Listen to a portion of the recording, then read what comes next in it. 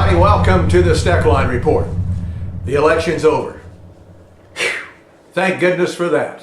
And everybody's saying the same thing. I'm going to come back in a minute and talk about a little bit of politics, but I'm so sick of it I don't even want to talk much about that. But there's some interesting things we'll talk about. Stay tuned. I first got started in the cattle business. My wife and my father-in-law got me into it.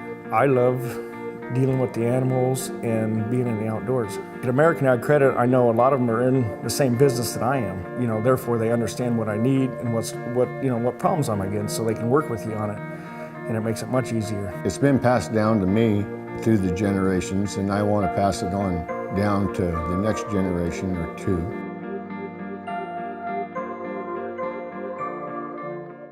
Announcing the service and maintenance event going on now at Straub International, your genuine Case IH parts dealer. Receive from 5 to 10% parts and labor discounts with any inspection. Schedule a tractor inspection for just $315 or a combine inspection for $400. Inspections available for all major pieces of farm machinery. Plus, for a limited time, get half off hauling. Straub International now features the Case IH 330 Turbo Robo Sharpener system to bring your turbo blades back to like new condition. Visit any of our 7 locations for the Straub International service and maintenance event going on now. Well, folks, as we look at the election, it's pretty much the smoke's gone. The fire's still the same as it was before the election. Not enough change to even think about what's going to happen to those of us in agriculture. Of course, if you spent much time listening to all those speeches for the last 4 months, you wouldn't know a thing that the candidates would even believe there was a farm out there. I do not remember farm being mentioned once. Surely it had to be somewhere when I didn't catch it, but let's forget about that a moment. As we look at the new year and the new situation in the political field, which is zero, we are still faced with the same thing that we were before the election. We need a farm bill passed. And will it get done before the first of the year? Well, I don't know. There's speculation that Tom Vilsack may not be our Secretary of Agriculture in the next 4 years. But that's only speculation, not a lot of real words on that issue. However, who would take his spot? Well, we're hearing one name being thrown around more than any other, Kent Conrad, a Democrat from North Dakota. But again, I must tell you that there is no evidence at this particular point in time that Vilsack will not be here for another 4 years.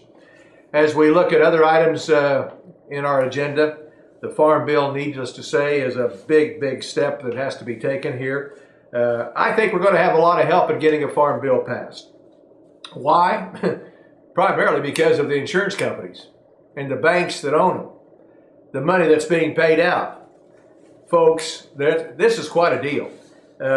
And it could change the entire complex of the Farm Bill that was passed in the Senate, waiting approval or some kind of action over in the House. Why do I say that? Well, listen to the figures that I just found out about.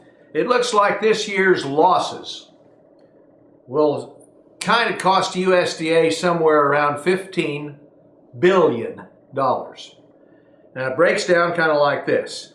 $7 billion now in premium subsidies that they help pay, they being the government. 1.3 overhead costs for insurers, and about $7 billion for underwriting losses. Because of the terrible drought this year, we have a situation of payout that is second to none. $15 billion. And as this Farm Bill discussion proceeded early last year, everybody knew that direct payments were gone. Yeah, those direct payments, they're costing the American taxpayer too much. Nobody even considered them. We knew that they were a dead issue months ago. Well, guess what? They may not be so dead when they get back to work here this week or next. And why do I say that? Well, if we had direct payments and didn't kick up the crop insurance payments the way we have to this year, we'd only be spending out about $5 billion.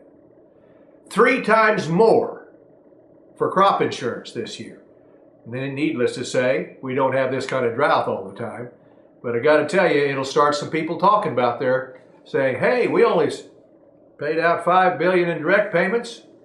Maybe we ought to rethink this deal about getting rid of those and putting in a stronger crop insurance. Long ways from having a farm bill done. Quality issues reign in our corn crops, friends. We've got a lot of aflatoxin talk. There's some people that are worried about exporting corn this year, not only for damaged corn due to the drought, but aflatoxin. If there's a little bit too much there, they'll turn down shiploads. Look out for that. And as we look at a couple of other things, wheat supply. We do have a report out from USDA that indicated a lot more soybeans harvested than we thought. Soybean market's under pressure because of that for a few days. But I got to tell you, the wheat situation, they kind of increased the carryover there, but that's a long ways from being a story told. We're going into the crop year this fall, the worst shape in Kansas, Oklahoma, Colorado, even Oklahoma, than we have for years. Stay tuned for more on that on another Steckline Report.